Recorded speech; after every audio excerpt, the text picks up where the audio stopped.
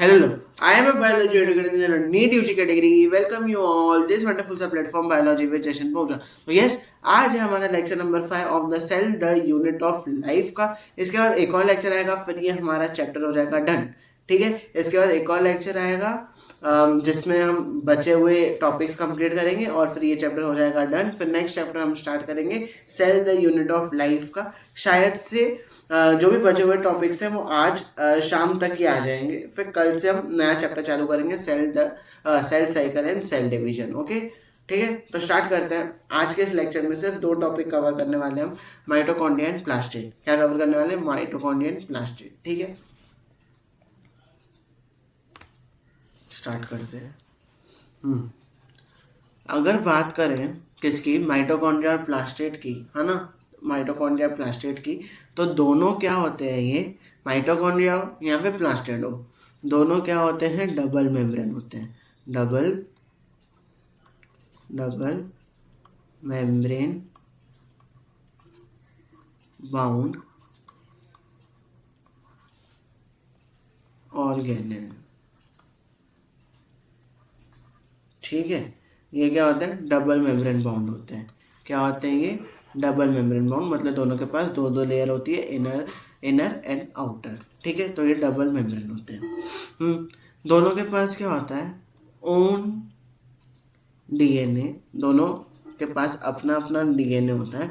Own DNA and own protein. ठीक है, खुद का डीएनए भी होता है, खुद का प्रोटीन भी होता है। Own protein factory, own protein factory मतलब राइबोसोम। कौन सा राइबोसोम? तो बोलेंगे भाई 70S राइबोसोम प्रेजेंट होता है। ठीक है, तो इसका मतलब है कि ये खुद का मेक देयर ओन प्रोटीन। क्या करते हैं ये? Make their own protein.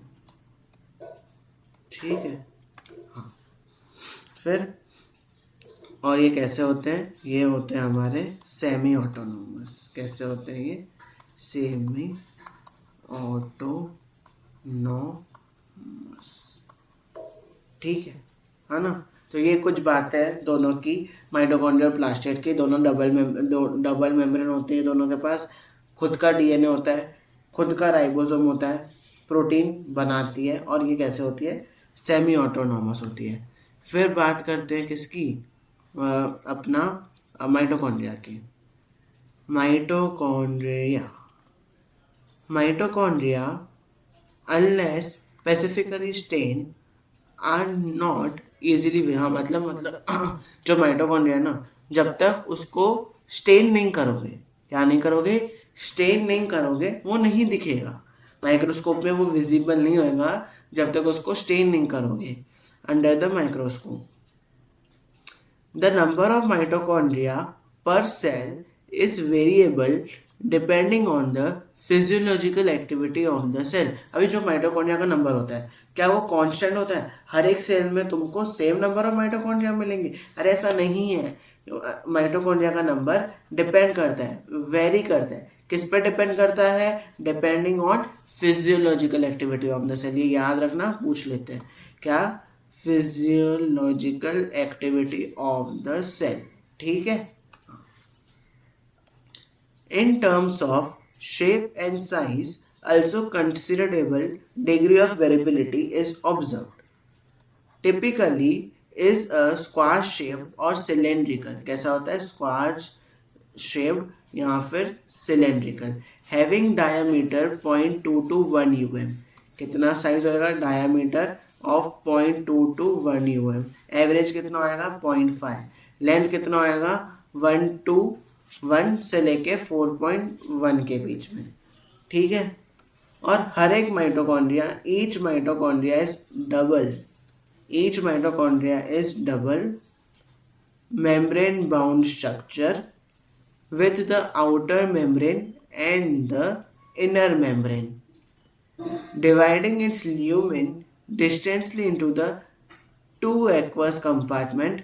हाँ, उसका जो ल्यूमेन है, वो दो कंपार्टमेंट में डिवाइड करता है, that is the outer compartment and the inner compartment.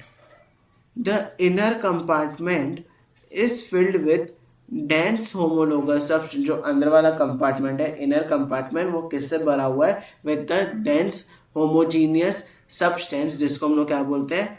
Matrix. The outer membrane form a continuous limiting boundary of the organelle.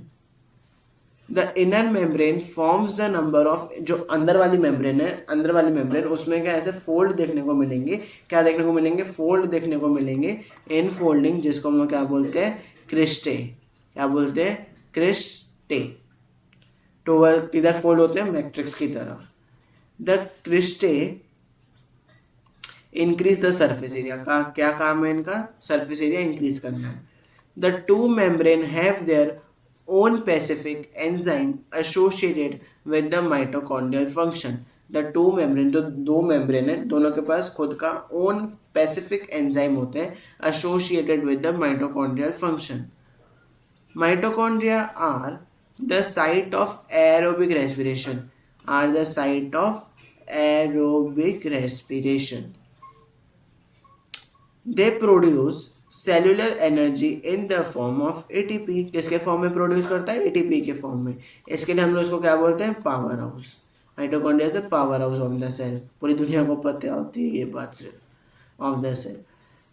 The matrix also possess single circular DNA molecule, few RNA molecule, ribosome 70S, and the compartment required for the synthesis of protein. The mitochondria divided by the, divide किससे होता है? By the fission. किससे divide होता है? By the fission. और ये है diagram किसका? माइटोकॉन्ड्रिया का. एनसीईआरटी का डायग्राम है. अब एनसीईआरटी देख ली, अब कुछ नोट्स बनाएंगे, मतलब अब कुछ लिखते हैं. माइटोकॉन्ड्रिया. माइटोकॉन्ड्रिया जो है ये क्या है? डबल मेम्ब्रेन है ना, सबको पता है. Is a double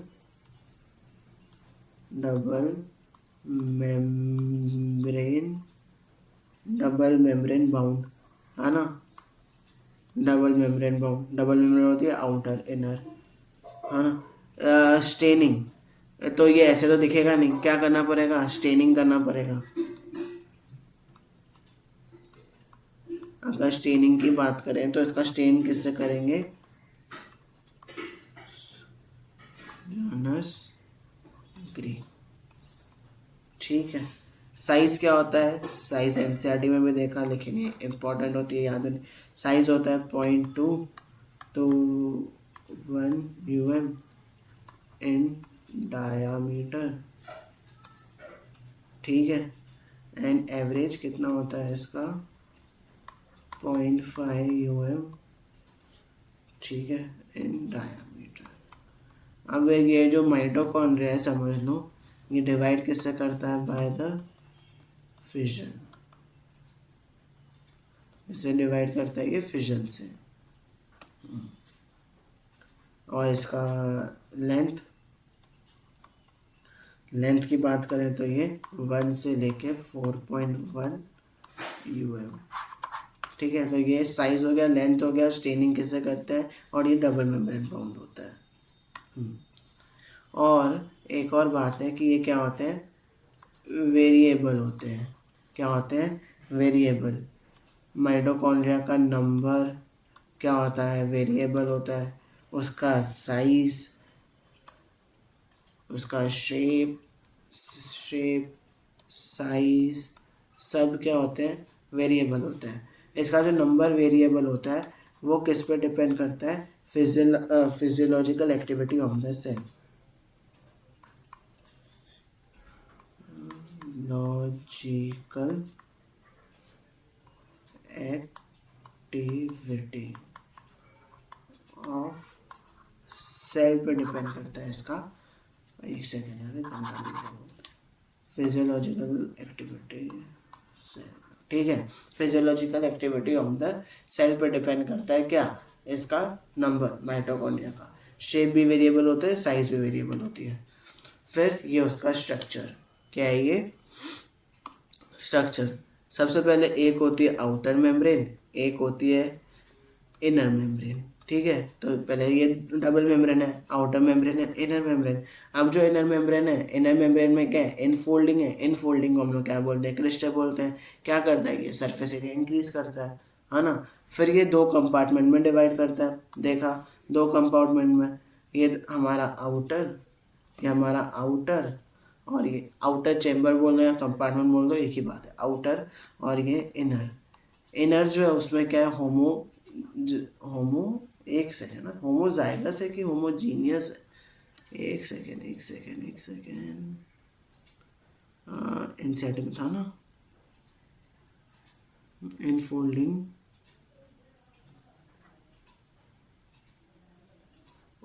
this is homogeneous, homogeneous है बेटे, ठीक है ना।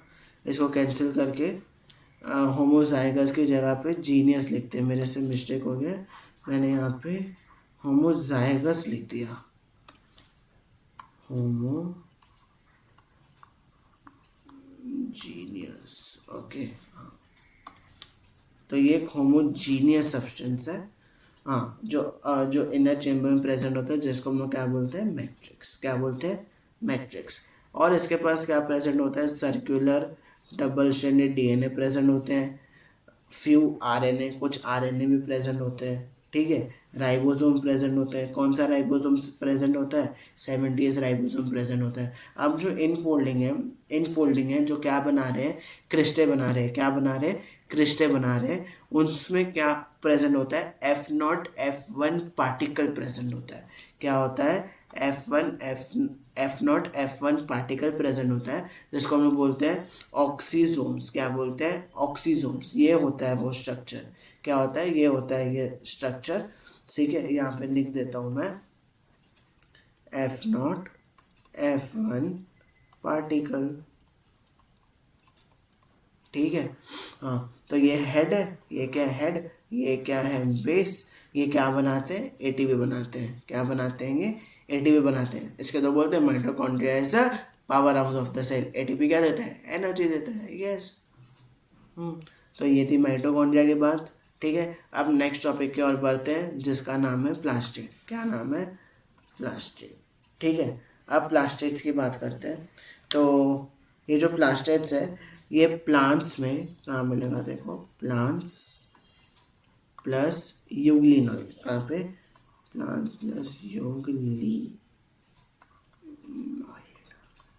प्लांट्स प्लस यूग्लिनॉइड दोनों में प्रेजेंट होगा। दूसरा, easily seen under, easily seen under microscope, easily seen under microscope. इसमें कोई स्टेनिंग वेनिंग करने की ज़रूरत नहीं है, because they are large in size, क्योंकि इनकी जो साइज़ है वो अच्छी खासी रहती है। इसके लिए बिना स्टेनिंग के भी क्या होते हैं, दिख जाते हैं। फिर इसकी एनसीईआरटी देखते हैं, एनसीईआरटी क्या बोलती है ना।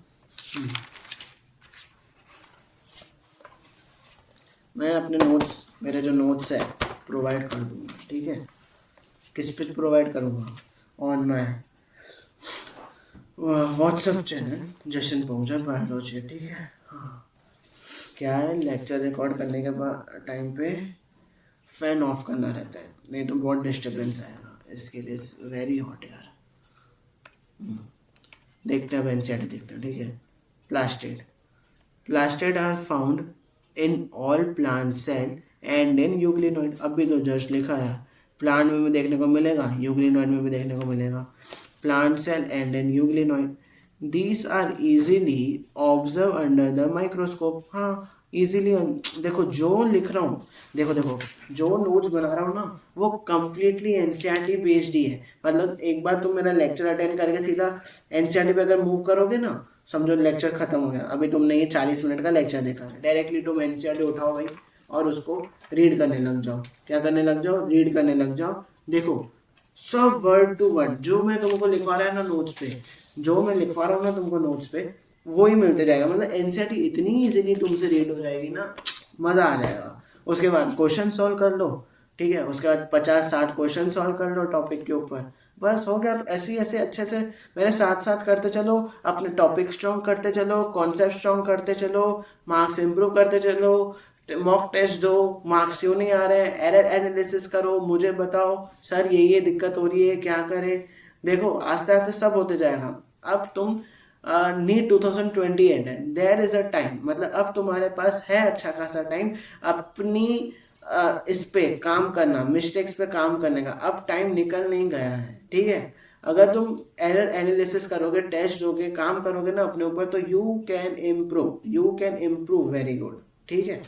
मैंने भी किया था खुद को बहुत इम्प्रूव, बहुत ज़्यादा इम्प्रूव किया था। मेरे 250 से ऊपर मार्क्स ही नहीं जाते थे बायो पे, फिर मैंने 340 भी क्रॉस करना चालू कर दिए। मतलब बात यही है ना कि मिस्टेक्स पे ध्यान दो। मिस्टेक्स पे क्यों मिस्टेक्स हो रही है? क्योंकि आना तो सब एनसीईआरटी से ही है ना। 98% चीज़ें एनसीईआरटी से ही आती है, बाकी की 2% इधर उधर से आ भी गई तो ठीक है ना, हम कर लेंगे वो भी। मैं थोड़ा सा एनसीईआरटी से बाहर जाऊंगा ही ना, इस चैप्टर में कुछ है नहीं ऐसा, बाकी कमिंग चैप्टर्स में तो होएगा। ठीक है, तो स्टार्ट करते हैं प्लास्टेट के साथ, है ना। तो वही देखा, plastids are found in all plants, सब प्लांट में मिलेंगे, यूग्लिनॉइड्स में मिलेंगे। These are easily observe under the microscope has they are large, yes. They bear some specific pigments, इनके पास कुछ पेसिफिक पिगमेंट्स होते हैं, thus imparting specific colour to the plant. Based on the type of pigment of the plastate, based on a type of pigment plastate can be classified into, किस किस में classified कर सकते हैं? classified into chloroplast, chromoplast and leucoplast, ठीक है। इन तीनों में डिवाइड कर सकते हैं, क्लोरोप्लास्ट, क्रोमोप्लास्ट एंड ल्यूकोप्लास्ट, ठीक है।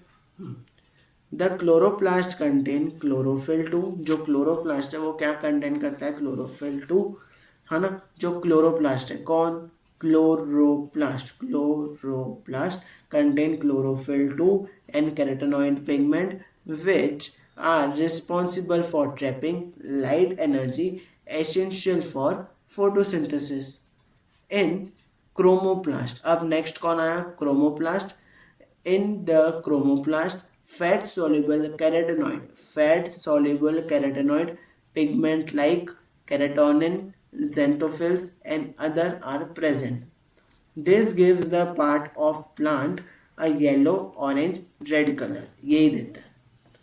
The leucoplast are the colorless, जो leucoplast है last pigment are colorless plastate, ठीक है, of varied shapes and size. They store nutrients. अगर वो स्टोर कर रहा है कार्बोहाइड्रेट, मतलब स्टार्च अगर स्टोर कर रहा है तो क्या बोलेंगे उसको? Amyloplast, example potato. Store oils and fats, अगर ऑयल और फैट्स स्टोर कर रहा है तो उसको बोलेंगे एलियोप्लास्ट, ठीक है। और अगर प्रोटीन को स्टोर कर रहा है तो उसको बोलेंगे एरिलियोप्लास्ट, ठीक है। तो ये तीन चीज़ें याद रखनी है। Majority of the chloroplast of the green plant are found in the mesophyll cell of the leaf. Majority of the chloroplast जो था वो किधर फाउंड होते हैं? मीजोफिल सेल्स में ऑफ द लीव्स। लीव्स में क्या होते हैं? मीजोफिल सेल्स होते हैं, और उस मीजोफिल सेल्स में क्या प्रेजेंट होता है? हमारा क्लोरोप्लास्ट प्रेजेंट होता है। These are lens shaped, oval, spherical, discoid और इवन रिबन लाइक। ये सब शेप के ये हो सकते हैं। These are lens shaped, oval, spherical, discoid और इवन रिबन लाइक, ठीक है। ऑर्गेनेल्स हैविंग, एक सेकेंड यार, organelles having variable length 5 to 10 mm and width 2 to 4. Their number varies from per cell of the Chlamydomonas to a green algae 20 to 40% इन मीजोफिल्स है ना। इसका जो number है ना वेरिएबल है, मतलब कांस्टेंट नहीं। जैसे कि अभी एक ही है, किसमें? क्लेमाइडोमोनास में सिर्फ एक ही है, लेकिन लेकिन लेकिन लेकिन हमारे मीजोफिल सेल में देर आर 20 to 40, है ना। तो इसका नंबर वेरिएबल है, किस किस में एक है तो किस किस में 20 से 40 है। तो एक किस में, ये क्वेश्चन ना पूछ लेते हैं, एक किस में है? क्लेमाइडोमोनास में, और 20 से 40 किस में है? तो मीजोफिल सेल्स में। लाइक माइटोकॉन्ड्रिया, माइटोकॉन्ड्रिया के जैसे chloroplast are also double membrane, mitochondria के जैसे क्लोरोप्लास्ट भी क्या है, डबल मेम्ब्रेन बाउंड है. Of the two the inner chloroplast membrane is relatively less permeable. जो अंदर वाली है inner chloroplast membrane is relatively less permeable. कैसी है, कम परमिएबल है. The space limited by the inner membrane of the chloroplast is called stroma. जो inner membrane है, जो अंदर उसकी स्पेस है, उसको हम लोग क्या बोलते हैं, स्ट्रोमा बोलते हैं. A number of organized flatted membrane sac called the thylakoid are present in the stroma. ठीक है, जो एक ये ना, ये इसको क्या बोलते हैं हम, इसको एक को क्या बोलते हैं, थैलेकॉइड बोलते हैं. A thylakoid are arranged in a stack like the pills of the coin called the grana. और फिर इस पूरे को क्या बोला जाता है, ग्रेना. ठीक है, मतलब एक को, मतलब देखो, ये एक को बोला जाता है थैलेकॉइड, फिर जो ऐसा है इसको बोला जाता है ग्रेना. तो एक को बोला जाएगा थैलेकॉइड और पूरे को बोला जाता है इसको ग्रेना. और the integral thylakoid. In addition, there are flat membranes tube called the stroma laminae. हाँ देखो, अभी समझो कि ये एक ग्रेना है और ये एक ग्रेना है. ठीक है, ये एक दूसरे को कनेक्ट कर रहे हैं, तो इसको ही क्या बोलते हैं हम लोग, स्ट्रोमा लैमिने. ठीक है, हाँ, stroma lamellae connecting the thylakoid of the different grana. Connect कर रहा है ना थाइलेकॉइड को, अलग, ये एक ग्राना, ये एक ग्राना कनेक्ट कर रहा है. The membrane of the thylakoid enclose the space called the lumen. अब ये जो ल्यूमेन है, ये क्या, एक सेकेंड इसको रख करता हूँ, है ना. समझो, ये है मेरा एक थाइलेकॉइड, ये मेरा थाइलेकॉइड है. ठीक है, ये जो अंदर वाली स्पेस है इसको क्या बोलते हैं हम लोग, ल्यूमेन बोलते हैं. ठीक है ना, तो वही तो बोल रहा है ये, the membrane of the thylakoid enclose a shape called a lumen. Sorry. The stroma of the chloroplast contain enzyme required for the synthesis of carbohydrate and protein. हाँ. It also contains small double-stranded circular DNA molecule. Ribosome, chlorophyll 2 pigments are present in thylakoids. The ribosomes of the chloroplast are small 70s. जो ribosomes है chloroplast के कैसे हैं, वो small है, कितना, 70s. Then the cytoplasmic ribosomes is 80s. तो ये हो गई इसकी एनसीईआरटी. एनसीईआरटी के बाद इसका डायग्राम देखते हैं. तो डायग्राम में क्या है, एक है आउटर मेम्ब्रेन, एक है इनर मेम्ब्रेन. जो आउटर वाली है वो मोर परमिएबल है, जो इनर वाली है वो लेस परमिएबल है. ठीक है. इसके पास राइबोसोम भी प्रेजेंट होते हैं, कौन से, 70s. अंदर वाली जो जगह है उसको क्या बोलते हैं हम लोग, स्ट्रोमा बोलते हैं, है ना. इसको एक को, किसको, इसको एक को क्या बोला जाता है, थाइलेकॉइड. क्या बोला जाता है, थाइलेकॉइड.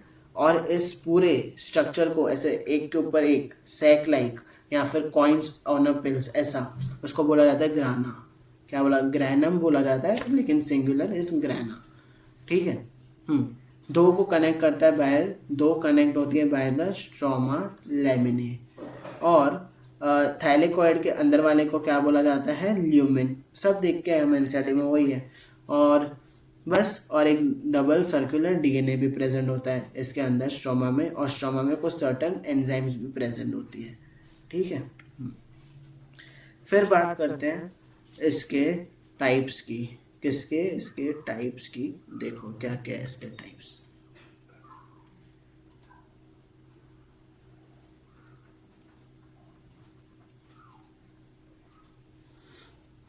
तो इसके टाइप्स है ल्यूकोप्लास्ट, फिर है इसका क्रोमोप्लास्ट, फिर क्या है, क्लोरोप्लास्ट. ठीक है, ल्यूकोप्लास्ट, क्रोमोप्लास्ट, क्लोरोप्लास्ट. जो ल्यूकोप्लास्ट है ये कलरलेस है, इसके पास कोई पिगमेंट नहीं है. इसके पास कोई पिगमेंट नहीं है। फिर आता है क्लोरोप्लास्ट, जो क्लोरोप्लास्ट नहीं, क्रोमोप्लास्ट। क्रोमोप्लास्ट जो है वो कौन सा कलर देता है लीफ को, रेड या फिर येलो। इसके पास कौन सा पिगमेंट प्रेजेंट होता है, पिगमेंट की बात करें क्या होगा इसके पास, कैरोटीनॉइड, कैरोटीनॉइड, कैरोटीनॉइड या फिर ज़ैंथोफिन। ठीक है।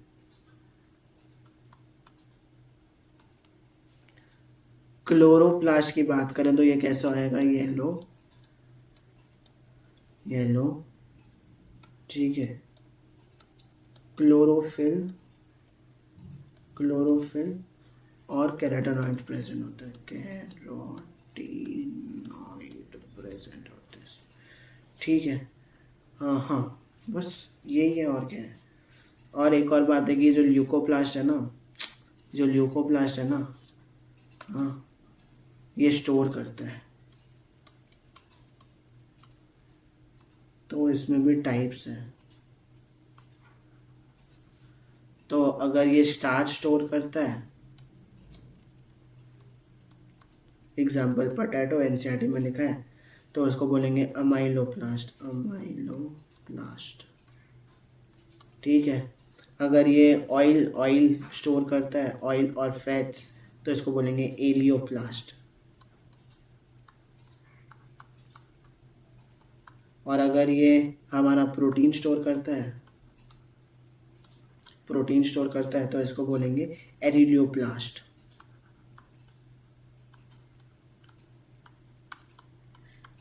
हाँ ठीक है ना। और जो ये दोनों पिगमेंट्स हैं ना, क्रोमोप्लास्ट और क्लोरोप्लास्ट, ये दोनों क्या होती है, ऐसे ऐसे ट्रांसफ़र होती है। समझाता हूँ किससे। समझो अगर हम ताज़ी ताज़ी ग्रीन मिर्ची लें, है ना, समझो हमने ये ताज़ी ताज़ी ग्रीन मिर्ची ले ली, फिर ये क्या हो जाती है, थोड़े टाइम बाद लाल हो जाती है ना। तो क्या हुआ, ये ट्रांसफ़र ही हुआ ना। क्या हुआ, ये ट्रांसफ़र हुआ ना। क्लोरोप्लास्ट पहले ग्रीन था, क्लोरोप्लास्ट फिर रेड हो गया, क्रोमोप्लास्ट। तो ये ऐसे ट्रांसफ़र भी होते रहते हैं दोनों के बीच में। एक ग्रीन मिर्ची का एग्जांपल है और एक टोमेटो का भी एग्जांपल है, वो भी तो ऐसे ही होता है। बस, तो ये कुछ बातें थी, है ना। ल्यूकोप्लास्ट, क्लोरोप्लास्ट और क्रोमोप्लास्ट और क्लोरोप्लास्ट, जो एनसीईआरटी में मैं वही लिखवा रहा हूँ, जैसे कि तुमको रिवाइज करने में भी आसानी हो। फिर प्लांट फिजियोलॉजी में हम एक चैप्टर पढ़ेंगे, फोटोसिंथेसिस इन हायर प्लांट्स। उसमें हम दो चीज़ें पढ़ने वाले, मतलब पढ़ने तो बहुत कुछ चीज़ें, लेकिन light reaction and dark reaction उसमें हम डिटेल में करेंगे। ठीक है। अब मैं एक ओवरव्यू दे देता हूँ। क्या ओवरव्यू, कि एक होती है लाइट रिएक्शन, ठीक है, एक होती है हमारी डार्क रिएक्शन, है ना।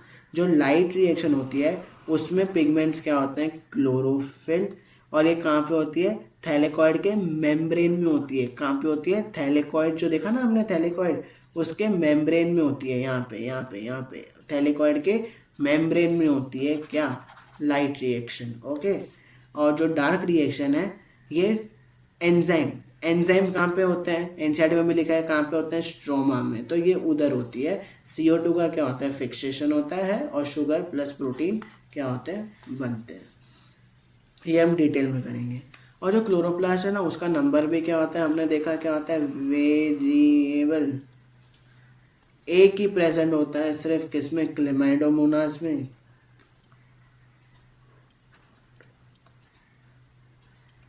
क्लेमाइडोमोनास में। एंड देर आर 20 to 40 इन मेसोफिल्स है।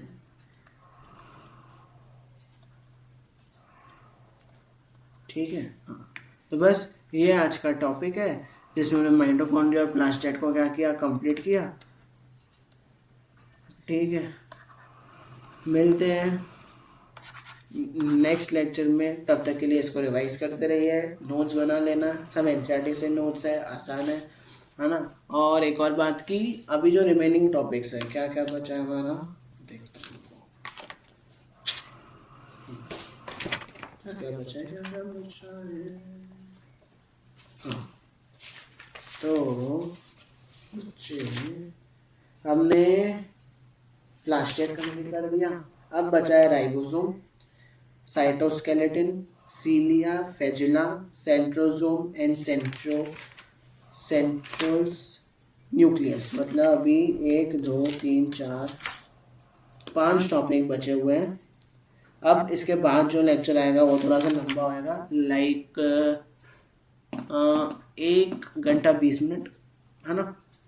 उसमें हम जो भी रिमेनिंग टॉपिक है ना सब कंप्लीट कर देंगे। कोशिश करूँगा कि आज शाम को ही वो लेक्चर दे दूँ, जैसे कि कल से फिर हम स्टार्ट कर पाएंगे हमारा cell cycle and cell division. Cell cycle और सेल डिवीजन में बहुत मस्त चैप्टर है, मज़ा आता है वो पढ़ने में। ठीक है, तो वो स्टार्ट कर देंगे फिर। तो ये रिवाइज करो, दो जो टॉपिक मैंने बताया, माइटोकॉन्ड्रिया, प्लास्टिड, इसके नोट्स बनाओ। आप नोट्स देखोगे ना तो एनसीईआरटी वाले ही हैं सब, ठीक है। जो हम लिख रहे हैं कुछ भी आउट ऑफ एनसीईआरटी नहीं है। और देखो एक और बात बताऊँ, एनसीईआरटी भी रीड कर ली, नोट्स भी बना लिए, दोनों काम इसी लेक्चर में हो गया। सीधा अभी लेक्चर ख़त्म हुआ, एनसीईआरटी लो, माइटोकॉन्ड्रिया प्लास्टिड किया ना, माइटोकॉन्ड्रिया का खोलो, रीड करो, प्लास्टिड रीड करो, ठीक है। कोई भी कोचिंग की मॉड्यूल की बुक उठाओ, क्वेश्चन सॉल्व करने लग जाओ, देखो सब क्वेश्चन सॉल्व हो जाएंगे। जो क्वेश्चन नहीं हो रहे हैं उसको मार्क करके रखो, एनसीईआरटी से में देखो क्यों नहीं हुआ क्वेश्चन। अगर नहीं समझ आ रहा है बिल्कुल भी, मुझे इंस्टाग्राम पे भेज दो, बता दूंगा, है ना। तो मिलते हैं नेक्स्ट लेक्चर में, शायद से आज शाम को ही आ सकता है, और ये चैप्टर को कंप्लीट कर देंगे। अब next lecture will be a last lecture of this chapter. फिर नेक्स्ट टाइम से हम क्या स्टार्ट करेंगे ये cell cycle and cell division, ठीक है। तो मिलते हैं नेक्स्ट लेक्चर में, तब तक के लिए bye bye. Thank you for watching this lecture.